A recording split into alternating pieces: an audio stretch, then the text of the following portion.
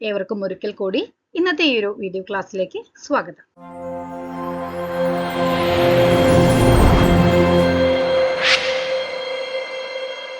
Okay, അപ്പൊ നമ്മുടെ 61ാമത്തെ ചോദ്യത്തിലേക്ക് നമ്മൾ കിടക്കുകയാണ്. The tinai which was headed by Pulamban. അപ്പോൾ ഏത് തിണയ്ക്കാണ് പുലമ്പൻ എന്ന ഹെഡ് ഉള്ളത്? അതായത് വില്ലേജ് ഹെഡ് എന്നൊക്കെ പറയില്ല നമ്മൾ, ഗ്രാമത്തലവൻ. അതുപോലെ ഏത് തിണയ്ക്കാണ് പുലമ്പൻ എന്ന പേരിൽ അറിയപ്പെടുന്ന ഹെഡ് ഉള്ളത് എന്നാണ് ചോദിച്ചിട്ടുള്ളത്. പാലൈ, നെയ്തൽ, മുല്ലൈ, കുറിഞ്ചി എന്നിങ്ങനെയാണ് ഓപ്ഷൻസ് നമുക്ക് നൽകിയിട്ടുള്ളത്. നമുക്ക് ആൻസർ നോക്കാം. നമ്മുടെ ശരിയായിട്ടുള്ള ആൻസർ വരുന്നത് ഓപ്ഷൻ ബി, നെയ്തലാണ്. ഓക്കെ, അപ്പോൾ നമ്മുടെ ആൻസർ വന്നിട്ടുള്ളത് നെയ്തലാണ് അല്ലെ.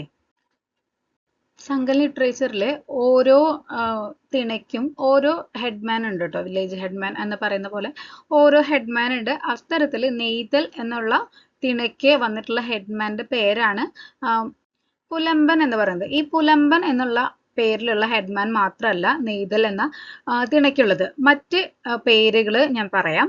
ഇവിടെ സ്ലൈഡിൽ നമുക്ക് കാണാൻ സാധിക്കുന്നതാണ്. തലൈമകൻ, കൊങ്കൻ, തുറവൻ, സെർപ്പൻ, മെല്ലം എന്നിങ്ങനെ. ഇവരൊക്കെ തന്നെ ഫിഷിങ് ആ കമ്മ്യൂണിറ്റി ആണല്ലോ. നെയ്തൽ എന്നുള്ള ഏരിയ എന്ന് പറയുന്നത് കോസ്റ്റൽ റീജിയൻ ആണ്. സോ ഫിഷിംഗ് ആണ് അവരുടെ ഒരു മെയിൻ ഒക്യുപ്പേഷൻ എന്ന് പറയുന്നത്. സോ ആ ഫിഷിങ്ങിന്റെയും അങ്ങനെ ഫിഷിങ് വഴി അവര് ഫിഷ് പിടിക്കുമല്ലോ. അപ്പോൾ അതിന്റെ ഒരു ട്രേഡിങ് കമ്മ്യൂണിറ്റി ഒക്കെ ഉണ്ടല്ലോ. അപ്പൊ അതിന്റെയൊക്കെ ലീഡറാണ് ഈ പറഞ്ഞിട്ടുള്ള പേരുകളിൽ അറിയപ്പെടുന്നത്. ഇതില് തലൈമകൻ എന്ന് പറയുന്നത് ചീഫിനെ വിളിക്കുന്ന ഒരു ജനറൽ ടേം ആണ്. അതായത് വില്ലേജ് ഹെഡ്മാൻ അല്ലെങ്കിൽ ചീഫിനെ വിളിക്കുന്ന ഒരു ജനറൽ ടേം ആണ് തലൈമകൻ എന്ന് പറയുന്നത്. കൊങ്കൻ എന്ന് പറയുന്നത് നാവിഗേറ്റർ ഒക്കെ ഉള്ളത്, അതായത് കപ്പിത്താൻ എന്നൊക്കെ പറയില്ലേ, സോറി. അപ്പോൾ അങ്ങനത്തെ ആ ഒരു ക്യാപ്റ്റനെയാണ് കൊങ്കൻ എന്ന് പറയുന്നത്. പിന്നെ തുറവൻ എന്ന് പറയുന്നത് മങ്സിനെയൊക്കെ റിലേറ്റ് ചെയ്തിട്ട് പറയുന്നതാണ്. ആക്ച്വലി മങ്സിനെയൊക്കെ റിലേറ്റ് ചെയ്ത് പറയുന്നതാണ്. കോസ്റ്റൽ ഏരിയാസിൽ അല്ലെങ്കിൽ എലോങ് വിത്ത് ദ സീ, അപ്പൊ അവിടെയൊക്കെ താമസിക്കുന്ന മങ്സ് റിലേറ്റഡ് ആയിട്ടുള്ള അവരേനെയാണ് തുറവൻ എന്ന പേരിൽ അറിയപ്പെടുന്നത്. സെർപ്പൻ എന്ന് പറയുന്നത് ഫിഷിങ്ങിന്റെയും അതുപോലെ സോൾട്ട് മേക്കിംഗ് കമ്മ്യൂണിറ്റി ഉണ്ടല്ലോ. അപ്പൊ ഇതിന്റെ ഹെഡ്മാനെയാണ് സെർപ്പൻ എന്ന പേരിൽ അറിയപ്പെടുന്നത്. മെല്ലം എന്ന് പറയുന്നത് ഈ ഇത്തരത്തിലുള്ള ഈ കമ്മ്യൂണിറ്റിയുടെ, അതായത് ഈ കോസ്റ്റൽ കമ്മ്യൂണിറ്റി ഉണ്ടല്ലോ, അപ്പൊ അതിലുള്ള ഒരു ഇൻഫ്ലുവൻഷ്യൽ ഫിഗർ ആയിട്ടാണ് ഈ മെല്ലം എന്ന് പറയുന്ന ക്യാരക്ടർ വരുന്നത്. പുലമ്പൻ എന്ന് പറയുന്നത് ട്രേഡിംഗ്, ട്രേഡിംഗ് കമ്മ്യൂണിറ്റീസ്, അപ്പൊ അതിന്റെ ഹെഡ്, അതിൽ വരുന്ന മെയിൻ റോള് എന്ന് പറയുന്നത് ഈ പുലമ്പൻ എന്നുള്ള വ്യക്തിക്കാണ് കേട്ടോ. അപ്പൊ അതാണ് അതിന്റെ ഒരു എക്സ്പ്ലനേഷൻ നമുക്ക് പറയാനുള്ളത്. നമുക്ക് നെക്സ്റ്റ് ക്വസ്റ്റ്യൻ നോക്കാം. 62ാമത്തെ ചോദ്യം. A river which is not a tributary of Bharathappuzha. ഭാരതപ്പുഴയുടെ ഒരു ട്രിബ്യൂട്ടറി അല്ലാത്തത് ഏതാണെന്നാണ് ചോദിച്ചിട്ടുള്ളത്. ഗായത്രി പുഴ, കൽപ്പാത്തി പുഴ, തൂതപ്പുഴ, കാക്കിയാർ എന്നിങ്ങനെയാണ് 4 ഓപ്ഷൻസ് ഉള്ളത്. ആൻസർ നോക്കാം. ആൻസർ വരുന്നത് ഓപ്ഷൻ ഡി, കക്കിയാർ ആണ്. ഈ കക്കിയാർ പുഴ എന്ന് പറയുന്നത് പമ്പ റിവറിന്റെ ഒരു ട്രിബ്യൂട്ടറി ആണ് കേട്ടോ. ഭാരതപ്പുഴയുടെ കൈവഴികൾ അല്ലെങ്കിൽ പോഷക നദികള്, ട്രിബ്യൂട്ടറീസ് ഏതൊക്കെയാണ് എന്നാണ് നമ്മളോട് ചോദിച്ചിട്ടുള്ളത്. അതല്ലാത്ത ട്രിബ്യൂട്ടറി അല്ലാത്ത പേര് ഏതാന്ന് ചൂസ് ചെയ്യാനാണ് നമ്മളോട് ചോദ്യം വന്നിട്ടുണ്ടായിരുന്നത്. കാക്കിയാർ ആണ് ശരിയായിട്ടുള്ള ഉത്തരം. ഇത് പമ്പ റിവറിന്റെ ട്രിബ്യൂട്ടറി ആണ്, ഭാരതപ്പുഴയുടേതല്ല. ഭാരതപ്പുഴ റിവറിനെ കുറിച്ച് പറയുമ്പോൾ ഭാരതപ്പുഴ കേരളത്തിലൂടെ ഒഴുകുന്ന, പടിഞ്ഞാറോട്ട് ഒഴുകുന്ന നദികളിൽ നീളത്തില് 2ാം സ്ഥാനത്ത് നിൽക്കുന്ന നദിയാണ് ഭാരതപ്പുഴ. ഈ ഭാരതപ്പുഴ ഒറിജിനേറ്റ് ചെയ്യുന്നത് തമിഴ്നാട്ടിലെ ആനമലൈ ഹിൽസിൽ നിന്നാണ്. എന്നിട്ട് കേരളത്തിലെ പാലക്കാട്, മലപ്പുറം ജില്ലകളിലൂടെയൊക്കെ ഈ ഒരു ഭാരതപ്പുഴ ഒഴുകുന്നുണ്ട്. പാലക്കാടൻ ഗ്യാപ്പ് വഴിയാണ്, അതായത് പാലക്കാടൻ ചുരമുണ്ടല്ലോ, അതുവഴിയാണ് അറബിക്കടലിൽ ചെന്ന് പതിക്കുന്നത്. ഭാരതപ്പുഴയുടെ മറ്റ് പേരുകൾ പൊന്നാനി പുഴ, അതുപോലെ നിളാനദി, ഇങ്ങനെയൊക്കെയുള്ള പേരുകൾ ഭാരതപ്പുഴയ്ക്കുണ്ട്. 209 കിലോമീറ്റർ ആണ് ഭാരതപ്പുഴയുടെ ഒരു ഡിസ്റ്റൻസ് എന്ന് പറയുന്നത്. അതായത് നമ്മൾ പറഞ്ഞു കേരളത്തിലെ നീളത്തില് 2ാം സ്ഥാനത്ത് നിൽക്കുന്ന നദിയാണ് എന്നുള്ളത് പറഞ്ഞു. 209 കിലോമീറ്റർ ആണ് കേരളത്തിലൂടെ ഈ ഒരു നദി ഒഴുകുന്നത്. ആക്ച്വലി ഈ ഒരു നദിയുടെ ലെങ്ത് എന്ന് പറയുന്നത് 250 കിലോമീറ്റർ ആണ്. പക്ഷേ കേരളത്തിലൂടെ 209 കിലോമീറ്റർ 209 ഇത്ര കിലോമീറ്റർ മാത്രമേ കേരളത്തിലൂടെ ഒഴുകുന്നുള്ളൂ. ബാക്കി വരുന്ന 41 കിലോമീറ്ററും ഈ നദിയുടെ ഒറിജിൻ പ്ലേസ് ആയിട്ടുണ്ടായിരുന്ന തമിഴ്നാട്ടിലൂടെയാണ് ഒഴുകുന്നത്. ഓക്കെ. 63ാമത്തെ ചോദ്യം. ദ കച്ചം മീൻസ് റൂൾസ് ആണ് കച്ചം എന്ന് പറയുന്നത്. Quoted in the Thiruvalla copper plates. Thiruvalla copper പ്ലേറ്റ്സിൽ മെൻഷൻ ചെയ്തിട്ടുള്ള കച്ചം ഏതാണ് എന്നാണ് ചോദിച്ചിട്ടുള്ളത്. മൂഴിക്കുളം കച്ചം, ശങ്കരമംഗലത്ത് കച്ചം, തവരന്നൂർ കച്ചം, കൈതങ്കാട്ട് കച്ചം എന്നിങ്ങനെയാണ് 4 കച്ചം നൽകിയിട്ടുള്ളത്. ഓപ്ഷൻ ബി ശങ്കരമംഗലത്ത് കച്ചം ആണ് ശരിയായിട്ടുള്ള ആൻസർ വരുന്നത്. ഓക്കെ. അപ്പോൾ ശങ്കരമംഗലത്ത് കച്ചം ആണ് തിരുവല്ല കോപ്പർ പ്ലേറ്റ്സിൽ മെൻഷൻ ചെയ്തിട്ടുള്ള കച്ചം എന്ന് പറയുന്നത്. തിരുവല്ല കോപ്പർ പ്ലേറ്റിനെ കുറിച്ച് പറയുമ്പോൾ ഹുസൂർ ട്രഷറി പ്ലേറ്റ്സ് എന്നും ഇത് അറിയപ്പെടുന്നുണ്ട്.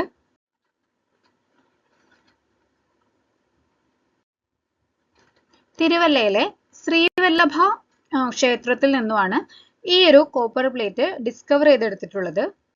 മിഡീവൽ കേരളയില് കണ്ടുവരുന്ന ക്ഷേത്രങ്ങളുടെ ആ ഒരു ക്ഷേത്ര കമ്മിറ്റി ഉണ്ടല്ലോ, അപ്പോൾ അതില് വരുന്ന പ്രമേയങ്ങളെ കുറിച്ചൊക്കെയാണ് ഇതിൽ മെയിൻലി ഈ ഒരു കോപ്പർ പ്ലേറ്റിൽ മെയിൻ ആയിട്ട് പറഞ്ഞിട്ടുള്ളത്.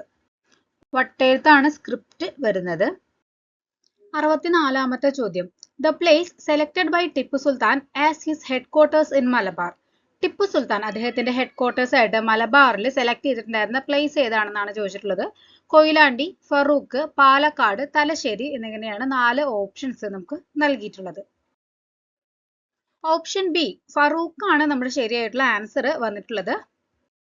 ടിപ്പു സുൽത്താൻ മൈസൂർ കടുവ, അതായത് ടൈഗർ ഓഫ് മൈസൂർ എന്നറിയപ്പെട്ടിട്ടുണ്ടായിരുന്ന ഒരു ഇന്ത്യൻ ഫൈറ്റർ ആയിരുന്നു ടിപ്പു സുൽത്താൻ. ടിപ്പു സാഹിബ് എന്നൊക്കെ അദ്ദേഹം അറിയപ്പെട്ടിട്ടുണ്ടായിരുന്നു. ഇദ്ദേഹത്തിന്റെ പിതാവിന്റെ പേര് ഹൈദർ അലി എന്നായിരുന്നു.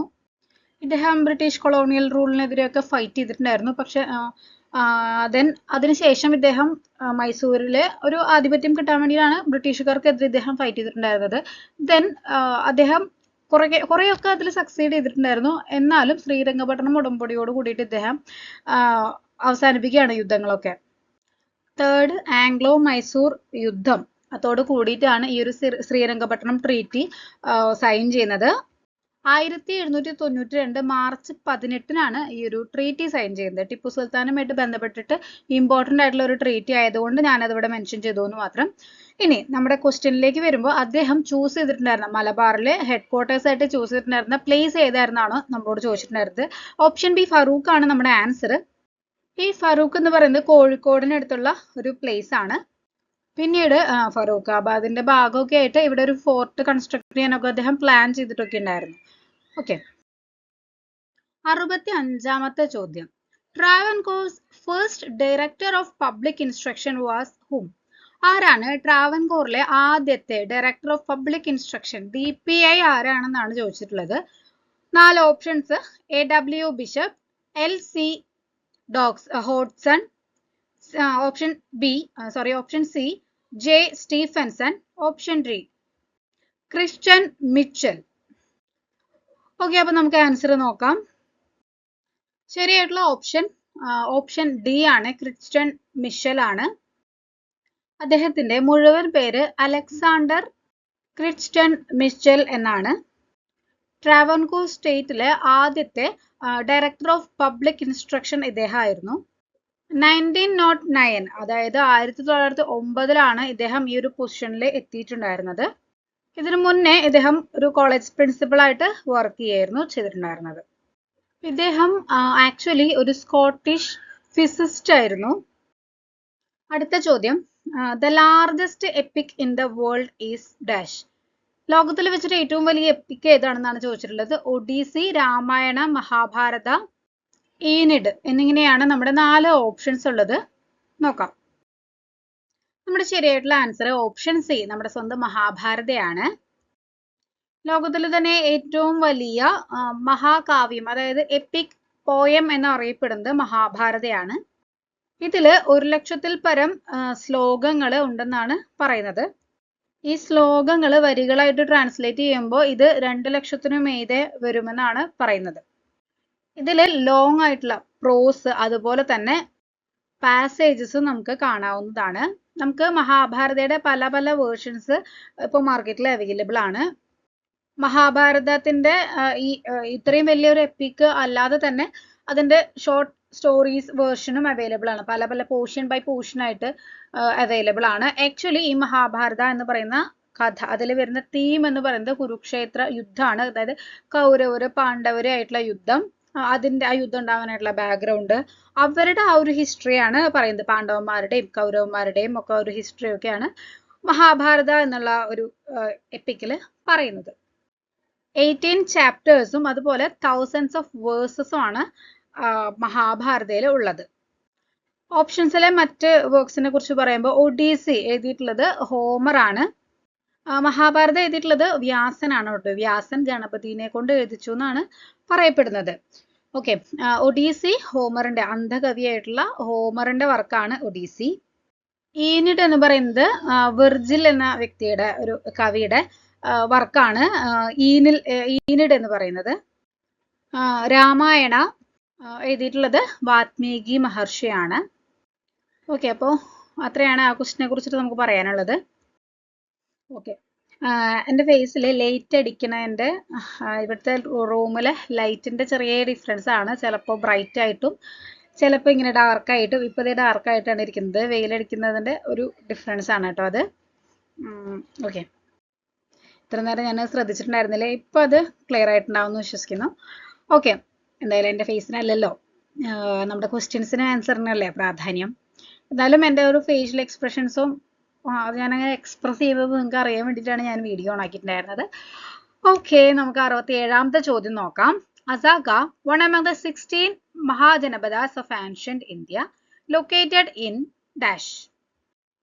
Central India, Deccan, north western India, north eastern India എന്നിങ്ങനെയാണ് 4 ഓപ്ഷൻസ് ഉള്ളത്. ഫസ്റ്റ് ഓഫ് ഓൾ പറയട്ടെ, അസാക്ക എന്ന് പറയുമ്പോൾ നമുക്ക് ചിലപ്പോൾ കൺഫ്യൂഷൻ ആവും. ഇത് ഏതിപ്പോൾ ഇത് അസാക്ക എന്ന് നമ്മൾ കേട്ടിട്ടില്ലല്ലോ 16 മഹാജനപദാസിൽ എന്ന് വിചാരിക്കേണ്ട. അശ്മാക എന്ന് കേട്ടിട്ടില്ലേ? അശ്മാകയുടെ മറ്റൊരു പേരാണ് അസാക്ക എന്ന് പറയുന്നത്. അതൊന്നിങ്ങനെ ജസ്റ്റ് ഒന്ന് ചിന്തിച്ചാൽ നമുക്ക് മനസ്സിലാക്കാം. 1 സെക്കൻഡ്. ഓക്കെ, അതായത് അസ്മാക, അശാക്ക എന്നൊക്കെ പറയുമ്പോൾ നമുക്ക് ആ ഒരു പ്രൊനൗൺസിയേഷൻ ഏകദേശം സിമിലർ ആയിട്ട് വരുന്നില്ലേ? ഓക്കെ, അപ്പോൾ അസ്മാക അല്ലെങ്കിൽ അസാക്ക ഏത് പോർഷനിലാണ്, ഇന്ത്യയുടെ ഏത് പോർഷനിലാണ് വരുന്നത് എന്നാണ് ചോദിച്ചിട്ടുള്ളത്. സെൻട്രൽ ഇന്ത്യ ആണോ, ഡെക്കാൻ ആണോ, നോർത്ത് വെസ്റ്റേൺ ഇന്ത്യ ആണോ, നോർത്ത് ഈസ്റ്റേൺ ഇന്ത്യ ആണോ എന്നാണ് നമ്മുടെ ചോദ്യം. നമ്മുടെ ആൻസർ വരുന്നത് ഓപ്ഷൻ ബി, ഡെക്കാൻ ആണ്. അസ്മാക അല്ലെങ്കിൽ അസാക്ക അതിന്റെ ലൊക്കേഷൻ വരുന്നത് നമ്മുടെ ഇപ്പോഴത്തെ മഹാരാഷ്ട്ര ആൻഡ് തെലങ്കാന റീജിയൻ ഉണ്ടല്ലോ, ആ ഒരു ഭാഗത്തായിട്ടാണ് പ്രസന്റ് ലൊക്കേഷൻ പറയുന്നത്. Specifically along the banks of river Godavari, Godavari പുഴയുടെ തീരത്തായിട്ടാണ് ലൊക്കേറ്റ് ചെയ്യുന്നത് അസാക്ക ഓർ അസ്മാക. പോട്ടാലി അല്ലെങ്കിൽ പോട്ടലി എന്നാണ് അസ്മാകയുടെ ക്യാപിറ്റൽ അറിയപ്പെടുന്നത്. BC 6th to 4th century കാലഘട്ടങ്ങളിൽ ഇന്ത്യയിൽ എമേർജ് ചെയ്ത് വന്നിട്ടുള്ള ജനപദാസ്, ആദ്യകാലങ്ങളിൽ ജനാസ് ആയിരുന്നു ഉണ്ടായിരുന്നത്. അതായത് ഒരു ലേറ്റർ വേദിക് ഒരു കാലഘട്ടം, ലേറ്റർ വേദിക് പീരീഡിലൊക്കെ ജന, അത് കഴിഞ്ഞിട്ട് പിന്നെ ജനപദ ആയി.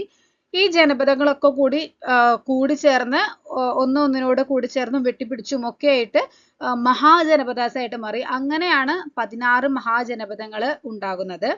ഈ 16 മഹാജനപദങ്ങളിൽ ചില പോർഷൻസ് ഒക്കെ പിന്നെയും മിക്സ് ചെയ്തിട്ടാണ് ഓരോ ഡൈനാസ്റ്റി, ഓരോ എംപയർ ആയിട്ടൊക്കെ ഫോം ചെയ്തിട്ടുണ്ടായിരുന്നത് കേട്ടോ. കാശി, കോസല, അങ്ക, മഗധ, വജ്ജി, മല്ല, ചേതി, വത്സ, കുരു, പാഞ്ചാല, മത്സ്യ, ശുരസേന, അസ്മാക, അവന്തി, ഗാന്ധാര, കംബോജ ഇതൊക്കെയാണ് 16 മഹാജനപദങ്ങളായിട്ടുള്ളത്. 68ാമത്തെ ചോദ്യം, author of India what can it teaches. അപ്പോൾ ഈ ഒരു work India what can it teaches എന്നുള്ള ആ വർക്കിന്റെ ഓഥറിന്റെ പേരാണ് ചോദിച്ചിട്ടുള്ളത്. A.L. ഭാഷ, മാക്സ് മുള്ളർ, നോബുരു ഗരീഷ്മ, HT കോൾബ്രൂക്ക് എന്നിങ്ങനെയാണ് 4 ഓപ്ഷൻസ് നമുക്ക് നൽകിയിട്ടുള്ളത്. അപ്പോൾ ബുക്ക് ആൻഡ് ഓഥർ ഒക്കെ നമുക്ക് അത്രയും ഇമ്പോർട്ടൻ്റ് ആണ് എന്നുള്ളത് നമ്മൾ ക്ലാസ്സിൽ പറയുന്നതാണ്. ക്ലാസ്സിൽ നമ്മൾ ഓൾറെഡി കുറേ അധികം ബുക്ക് ആൻഡ് ഓഥർ നമ്മൾ കൊടുത്തിട്ടുണ്ട്, നമ്മുടെ നോട്ടിലും കൊടുത്തിട്ടുണ്ട്. നമ്മുടെ ആ ഒരു പോർഷനോട് അസോസിയേറ്റ് ചെയ്യുന്ന ബുക്ക് ആൻഡ് ഓഥർ ഒക്കെ നമ്മൾ കൊടുത്തിട്ടുള്ളതാണ്. എങ്കിൽ കൂടി നിങ്ങൾക്ക് കളക്ട് ചെയ്യാൻ പറ്റുന്ന അത്രയും ഇമ്പോർട്ടൻ്റ് ആയിട്ടുള്ളത് നമ്മുടെ ഒരു ഏരിയാസ് ആയിട്ട് ബന്ധപ്പെട്ടിട്ട് കുറച്ചുകൂടിയും സിഗ്നിഫിക്കൻ്റ് ആയിട്ടുള്ള ഓതേഴ്സിന്റെ വർക്കും അവരുടെ ഒരു പബ്ലിക്കേഷൻ അല്ലെങ്കിൽ ആ ഒരു ഇയർ ഒക്കെ ഒന്ന് നിങ്ങളൊന്ന് സെപ്പറേറ്റ്ലി നോട്ട് ചെയ്ത് വെക്കുക. കാരണം നമ്മൾ ടെക്സ്റ്റ് ബുക്കും ഓതറും ഒക്കെ ഇഷ്ടം പോലെ ഉണ്ടല്ലോ നമ്മുടെ ഈ ഒരു ഫീൽഡിൽ. അപ്പൊ നമുക്കത് എല്ലാം നമുക്ക് അതിങ്ങനെ കവർ ചെയ്യാൻ സാധിക്കില്ല. നമ്മൾ മാക്സിമം നമ്മൾ ഇൻക്ലൂഡ് ചെയ്തിട്ടുണ്ട്. എന്നാലും നിങ്ങൾക്ക് കഴിയുന്നത്ര നിങ്ങളും കളക്ട് ചെയ്യുക. താൻ പാതി ദൈവം പാതി എന്നാണല്ലോ. ഓക്കെ, അപ്പോ നമ്മളുടെ പാതി നമ്മൾ തന്നെ ചെയ്യണം, ബാക്കി ദൈവത്തിന്റെ പാതി എന്നുള്ളത് അത് ആളും ചെയ്തോളും. അപ്പൊ എന്തായാലും നമ്മുടെ പാതി എന്നുള്ള മെറ്റീരിയൽ കളക്ഷനിൽ നമ്മൾ കുറച്ചുകൂടി നമ്മൾ ഓഫ് കോഴ്സ് നമ്മൾ നോട്ട് തരുന്നുണ്ട്, എങ്കിൽ കൂടി നിങ്ങളുടേതായിട്ടുള്ളൊരു കളക്ഷനും കൂടി നമുക്ക് എന്തായാലും അധികമാവില്ല അല്ലെ. ഓക്കെ, അപ്പോൾ നമുക്ക് ഇതിന്റെ ആൻസർ നോക്കാം. ഓപ്ഷൻ ബി മാക്സ് മുള്ളർ ആണ് ശരിയായിട്ടുള്ള ആൻസർ വന്നിട്ടുള്ളത്. സോ 1910 മാക്സ് മുള്ളർ എഴുതിയിട്ടുള്ള വർക്കാണ് India what can it teaches എന്നുള്ളത്. വേദ ആൻഡ് വേദാന്തനെ കുറിച്ചിട്ടാണ് ഈ ഒരു വർക്കിൽ അദ്ദേഹം മെൻഷൻ ചെയ്തിട്ടുള്ളത്. 7 ചാപ്റ്റേഴ്സ് ആണ് ഈ ഒരു ബുക്കിന് ഉള്ളത്. Veda and Vedanta, Vedic deities, lessons on Veda, ഇതൊക്കെയാണ് ഇതിന്റെ ചാപ്റ്റേഴ്സ് ആയിട്ട്, ഇതിന്റെ കണ്ടന്റുകളായിട്ട് വരുന്നത്. മാക്സ് മുള്ളറിനെ കുറിച്ച് പറയുമ്പോൾ ഇദ്ദേഹം ഫുൾ നെയിം വരുന്നത് ഫെഡറിക് മാക്സ് മുള്ളർ എന്നാണ്. ഇദ്ദേഹം ബൈ ബർത്ത് ഒരു ഒരു ജർമ്മൻകാരനാണ് എങ്കിലും ഇദ്ദേഹം ഒരു ബ്രിട്ടീഷ് ഫിലോളജിസ്റ്റും അതുപോലെ ഒരു ഓറിയന്റലിസ്റ്റും ആയിരുന്നു. ഇൻഡോളജി അതുപോലെ റിലീജിയസ് സ്റ്റഡീസിന്റെ ഒക്കെ ഒരു വെസ്റ്റേൺ അക്കാദമിക് ഡിസിപ്ലിന്റെ ഫൗണ്ടേഴ്സിൽ ഒരു വ്യക്തി കൂടിയായിരുന്നു മാക്സ് മുള്ളർ. ഇൻഡോളജിനെ കുറിച്ചിട്ടൊക്കെ ധാരാളം വർക്ക്സ് ഇദ്ദേഹം കൊണ്ടുവന്നിട്ടുണ്ട്. 69ാമത്തെ ചോദ്യം, which of the following was probably wrong when considering Ashoka's Dhamma. അശോകന്റെ ധമ്മയുമായിട്ട് കൺസിഡർ ചെയ്യുമ്പോൾ താഴെ തന്നിട്ടുള്ളവയിൽ ഏതാണ് തെറ്റായിട്ടുള്ളത് എന്നാണ് ചോദിച്ചിട്ടുള്ളത്. നോക്കാം. Neither a new religion nor a political philosophy. Option B, a way of life, a code of conduct and a set of principles to be adopted and practised by the people. Option C, adopted mainly not for the maintenance of centralized administration. Option D, the need for unifying small political units and social groups. ഇത് നമുക്ക് വായിക്കുമ്പോൾ തന്നെ നമുക്ക് അതിന്റെ ഒരു answer കൃത്യമായിട്ട് മനസ്സിലാവും. നോക്കാം. Option C, adopted mainly not for the maintenance of centralised administration എന്നുള്ളതാണ് ശരിയായിട്ടുള്ള ആൻസർ. അതായത് ഈ ഒരു ഓപ്ഷൻസ് കമ്പയർ ചെയ്ത് നോക്കുമ്പോൾ ഏറ്റവും കൂടുതൽ ആൻസർ ആയിട്ട് സ്യൂട്ട് ആവുന്ന ഒരു ഓപ്ഷൻ എന്ന് പറയുന്നത് ഓപ്ഷൻ സി ആണ്. ഓക്കെ, നമ്മൾ ഈ ഒരു ആൻസർ കീ തയ്യാറാക്കിയിട്ടുള്ളത് പ്രൊവിഷണൽ ആൻസർ കീ വെച്ചിട്ടാണ് നമ്മൾ ഇതിന്റെ ആൻസേഴ്സ് ഒക്കെ, അതായത് LBS സൈറ്റിൽ വന്നിട്ടുള്ള പ്രൊവിഷണൽ ആൻസർ കീ വെച്ചിട്ടാണ് നമ്മൾ ഇതിന്റെ ആൻസേഴ്സ് ഒക്കെ തന്നെ ചെയ്തിട്ടുള്ളത് കേട്ടോ. നമുക്ക് ഇതിന്റെ എക്സ്പ്ലനേഷൻ നോക്കാം. ഓക്കെ, അശോക ധമ്മേനെ കുറിച്ചിട്ട് നമുക്കൊന്ന് നോക്കാം. ധമ്മ എന്ന് പറയുന്നത് ധർമ്മ എന്നുള്ളതിന്റെ മറ്റൊരു പേരാണ്.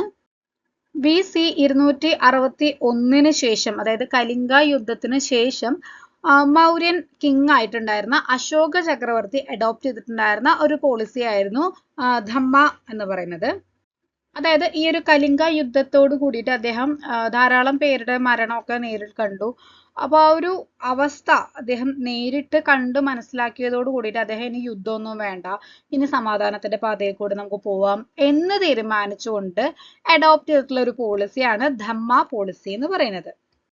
ദെൻ ഈ ധമ്മ പോളിസി അഡോപ്റ്റ് ചെയ്തതോട് കൂടി ഇദ്ദേഹം ബുദ്ധിസത്തിലേക്ക് ഇദ്ദേഹത്തിനെ ലീഡ് ചെയ്യാണ് ചെയ്യുന്നത്.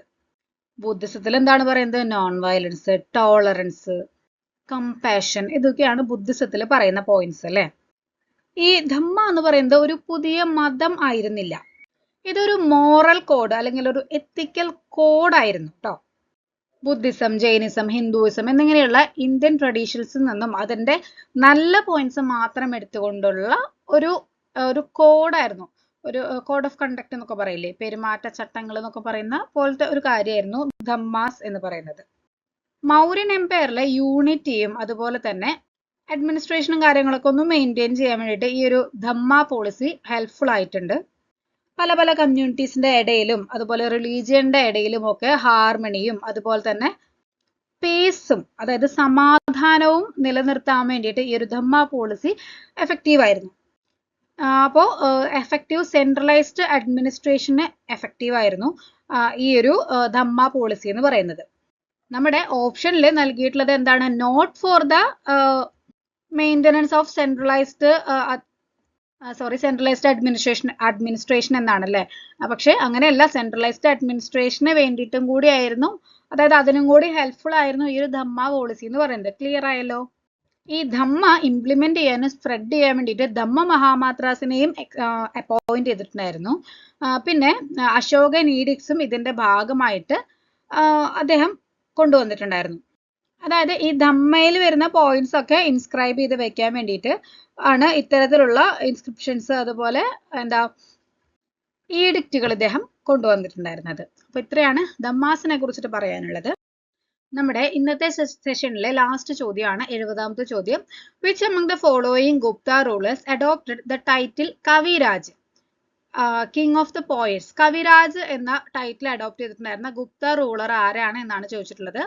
രാമഗുപ്ത, ചന്ദ്രഗുപ്ത വിക്രമാദിത്യ, സമുദ്രഗുപ്ത, കുമാരഗുപ്ത എന്നിങ്ങനെയാണ് 4 ഓപ്ഷൻസ് ഉള്ളത്. ഞാൻ എപ്പോഴും പറയുന്നതാണ്, നമ്മൾ ഒരു റൂളറിനെ കുറിച്ച് പഠിക്കുമ്പോൾ ആ ഒരു റൂളറിന്റെ സ്പെഷ്യൽ ആയിട്ടുള്ള ഇത്തരത്തിലുള്ള ടൈറ്റിൽസ് അദ്ദേഹം അഡോപ്റ്റ് ചെയ്തിട്ടുള്ളതോ അല്ലെങ്കിൽ ആരെങ്കിലും അദ്ദേഹത്തിന് വിശേഷിപ്പിച്ചിട്ടുള്ളതോ ആയിട്ടുള്ള ടൈറ്റിൽസ് ഒക്കെ നമ്മളൊന്ന് ചാർട്ട് ചെയ്ത് വെക്കണം എന്നുള്ള കാര്യം. കാരണം പല തവണ ക്വസ്റ്റ്യനിൽ ഇങ്ങനെ റിപ്പീറ്റഡ് ആയിട്ട് ചോദിച്ചിട്ടുള്ള ഒരു പാറ്റേൺ ആണ് ഇത്തരത്തിലുള്ളത്. ഓക്കെ, ഓപ്ഷൻ സി സമുദ്രഗുപ്തയാണ് ശരിയായിട്ടുള്ള ആൻസർ വരുന്നത്. ഇന്ത്യൻ നെപ്പോളിയൻ എന്നറിയപ്പെടുന്ന ഗുപ്ത റൂളർ ആയിരുന്നു സമുദ്രഗുപ്തൻ. ഇദ്ദേഹം മിലിറ്ററി സെക്ഷനിൽ മാത്രമല്ല, ഒരു പോയിറ്റ്, അതായത് ആർട്ട്, മ്യൂസിക്, ലിറ്ററേച്ചർ, ഇതിന്റെ എല്ലാം ഒരു പാട്രോൺ ആയിരുന്നു സമുദ്രഗുപ്ത എന്ന് പറയുന്ന വ്യക്തി. അദ്ദേഹം ഒരു സ്കിൽഡ് പോയിറ്റും ഒരു മ്യൂസീഷ്യനും കൂടിയായിരുന്നു. അതുകൊണ്ട് തന്നെ അദ്ദേഹം അഡോപ്റ്റ് ചെയ്തിട്ടുണ്ടായിരുന്ന ടൈറ്റിൽ ആയിരുന്നു കവിരാജ, അതായത് കിങ് ഓഫ് ദ പോയറ്റ് എന്നുള്ളത്. ഏകദേശം 335 to 375 CE ആണ് അദ്ദേഹത്തിന്റെ ഭരണ കാലഘട്ടം വരുന്നത്. ഗുപ്ത ഡൈനാസ്റ്റിയിലെ 2ാമത്തെ ശക്തനായിട്ടുള്ള ഭരണാധികാരിയായിരുന്നു ഇദ്ദേഹം സമുദ്രഗുപ്തൻ. ചന്ദ്രഗുപ്ത ഫസ്റ്റിന്റെ മകനുമായിരുന്നു കേട്ടോ. ഗുപ്ത ഏജിന് പലപ്പോഴും ഗോൾഡൻ ഏജ് ഓഫ് ഇന്ത്യ എന്നൊക്കെ അറിയപ്പെടുന്നുണ്ട്. ഇദ്ദേഹത്തിന്റെ ഭരണ കാലഘട്ടത്തിന്റെ തുടക്കം മുതലുള്ള ഒരു കാലഘട്ടത്തിനെയാണ് ഗുപ്ത കാലഘട്ടത്തിന്റെ ഗോൾഡൻ ഏജ് എന്ന് വിശേഷിപ്പിക്കുന്നത്. നേരത്തെ ഞാൻ പറഞ്ഞല്ലോ, ഇന്ത്യൻ നെപ്പോളിയൻ എന്നറിയപ്പെടുന്ന അതായത് നെപ്പോളിയൻ ഓഫ് ഇന്ത്യ എന്നറിയപ്പെടുന്നത് സമുദ്രഗുപ്തനാണ് എന്നുള്ളത്. അപ്പൊ ഇദ്ദേഹത്തിന് ആ ഒരു പേര് കൊടുത്തിട്ടുണ്ടായിരുന്നത് VS സ്മിത്ത് ആയിരുന്നു കേട്ടോ, വിൻസെന്റ് ആർതർ സ്മിത്ത് എന്ന ഹിസ്റ്റോറിയൻ. അദ്ദേഹത്തിന്റെ റിമാർക്കബിൾ ആയിട്ടുള്ള മിലിറ്ററി കോൺക്വസ്റ്റുകൾ കണ്ടുകൊണ്ടാണ് VS സ്മിത്ത് ഇന്ത്യൻ നെപ്പോളിയൻ എന്നുള്ള ഒരു ടൈറ്റിൽ ഇദ്ദേഹത്തിന് നൽകിയിട്ടുണ്ടായിരുന്നത്. പിന്നെ ഇദ്ദേഹം ഒരു വിഷ്ണു ഡിവോട്ടി ആയിരുന്നു, വൈഷ്ണവിസം ഫോളോവർ ആയിരുന്നു. പക്ഷെ എന്നിരുന്നാലും മറ്റെല്ലാ വിശ്വാസങ്ങളെയും അദ്ദേഹം റെസ്പെക്ട് ചെയ്തിട്ടുണ്ടായിരുന്നു കേട്ടോ. അദ്ദേഹത്തിന്റെ ഒരു സൂപ്രമസി ഒക്കെ ഒന്ന് ഉറപ്പിക്കാൻ വേണ്ടിയിട്ട് അശ്വമേധ യജ്ഞം, അതായത് അശ്വമേധം എന്ന് പറഞ്ഞു കഴിഞ്ഞാൽ എന്താ അറിയാലോ, ഒരു കുതിരനെ ഇങ്ങനെ വിടുകയാണ്. അപ്പൊ ആ കുതിര ഏതൊക്കെ ടെറിട്ടറികൾ കൂടെ ഒക്കെ കടന്നു പോകുന്നുണ്ടോ ആ ടെറിട്ടറി ഒക്കെ ഈ രാജാവിന്, ഇപ്പോ സമുദ്രഗുപ്തന്റെ കുതിരേനെയാണ് ഇങ്ങനെ വിടുക, അശ്വമേധ യജ്ഞം നടത്താൻ വേണ്ടിയിട്ട് അദ്ദേഹമാണല്ലോ വിടുന്നത്. സോ ഈ കുതിര ഏതൊക്കെ ടെറിട്ടറി വരെ ഇങ്ങനെ ഓടി പോകുന്നുണ്ടോ ആ ടെറിട്ടറി ഒക്കെ ഇദ്ദേഹത്തിന് സ്വന്തമായിട്ട് എടുക്കാം. ഇൻ കേസ് ഏതെങ്കിലും ഇപ്പോൾ ഒരു ടെറിട്ടറി മറ്റൊരു കിങ്ങിന്റെ ടെറിട്ടറിയിലേക്ക് ഈ കുതിര എത്തി, ആ ഒരു കിങ് ആ കുതിരനെ പിടിച്ചു കെട്ടുകയാണെന്നുണ്ടെങ്കിൽ ഈ സമുദ്രഗുപ്തൻ ഈ കിങ്ങുമായിട്ട് യുദ്ധം ചെയ്യും. ഈ യുദ്ധത്തിൽ സമുദ്രഗുപ്തൻ ജയിച്ചു കഴിഞ്ഞു കഴിഞ്ഞാൽ ആൾക്ക് ആ ഒരു ടെറിട്ടറി സ്വന്തമായിട്ട് എടുക്കാം, അതല്ലെങ്കിൽ മറ്റൊരു കിങ്ങിനെ എടുക്കാം. അങ്ങനെയാണ്, അതാണ് ഈ ഒരു അശ്വമേധ യജ്ഞം എന്ന് പറയുന്നത് കേട്ടോ.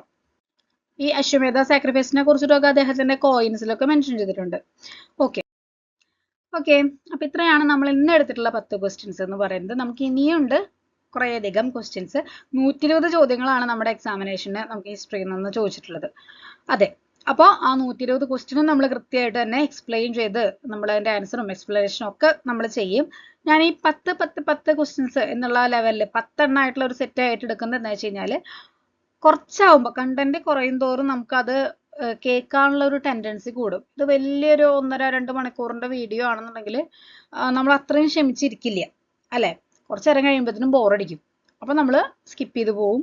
പിന്നെ ആദ്യം തൊട്ട് കാണുക എന്നുള്ളതൊക്കെ ഒരു ചടങ്ങാണ്. അപ്പം അതുകൊണ്ടാണ് ഞാനിങ്ങനെ കുറച്ചായിട്ട്, ഇത് കുറച്ചുകൂടി ടൈം കൺസ്യൂമിങ് ആണ് എനിക്ക്.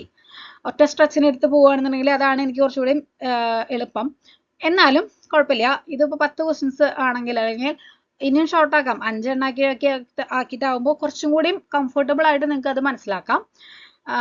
എന്നാലും കുഴപ്പമില്ല, 10 ക്വസ്റ്റ്യൻസ് ഒക്കെ പഠിക്കാവുന്നതാണ്. ഇപ്പോൾ ഓരോ വീഡിയോ ഓരോ ദിവസം അല്ലെങ്കിൽ 2 ദിവസം കൂടുമ്പോഴൊക്കെ എടുത്ത് കാണുക. എന്നിട്ട് ആ ഒരു 10 ക്വസ്റ്റ്യൻസ് അപ്പം തന്നെ പഠിച്ചു വെക്കുക. അപ്പം എന്തായാലും ഈ ക്വസ്റ്റ്യൻസ് പഠിക്കേണ്ടത് നിങ്ങൾക്ക് വെറുതെ ആവില്ല. PYQ എന്നൊക്കെ ധാരാളം ക്വസ്റ്റ്യൻസ് എക്സാമിനേഷൻ, ഓരോ എക്സാമിനേഷനും കാണുന്നുണ്ട്. എന്തായാലും നമ്മൾ ഈ പഠിക്കുന്ന ക്വസ്റ്റ്യൻസും അതിൻ്റെ എക്സ്പ്ലനേഷനും ഒരിക്കലും വേസ്റ്റ് ആവില്ല. ഇതിപ്പോൾ കഴിഞ്ഞു പോയ ക്വസ്റ്റ്യൻ പേപ്പർ അല്ലേ, ഇതെന്തിനാ നമ്മൾ പിന്നെയും കേൾക്കണം, ഇനി നമുക്ക് പുതിയ പോർഷൻസ് പഠിച്ചാൽ പോരെ എന്നൊന്നും ചിന്തിക്കേണ്ട. ഈ കഴിഞ്ഞു പോയ ക്വസ്റ്റ്യൻസും അതിൻ്റെ എക്സ്പ്ലനേഷനും തിരിച്ചും തിരിച്ചു തന്നെയാണ് എല്ലാ എക്സാമിനേഷനും ചോദിക്കാറുള്ളത്. അപ്പോൾ എന്തായാലും പഠിക്കുന്നത് വേസ്റ്റ് ആവില്ല. നിങ്ങൾ എന്തായാലും പഠിച്ചോളൂ കേട്ടോ. Okay, thank you.